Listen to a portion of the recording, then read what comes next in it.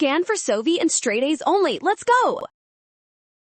Enthalpy changes can be tricky, but we will master this chemistry problem together right now. Let's find out why this specific reaction is considered positive.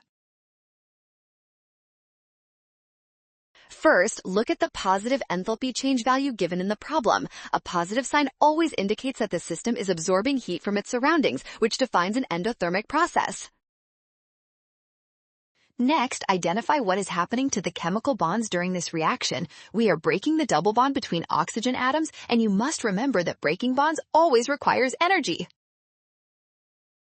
Since energy is absorbed to break those bonds, the reaction is endothermic. This perfectly matches the description in option A. You just solved it. Well done! Scan the code. You can learn better with Sovi. Watch signs carefully. Trust given values to avoid the common rush trap.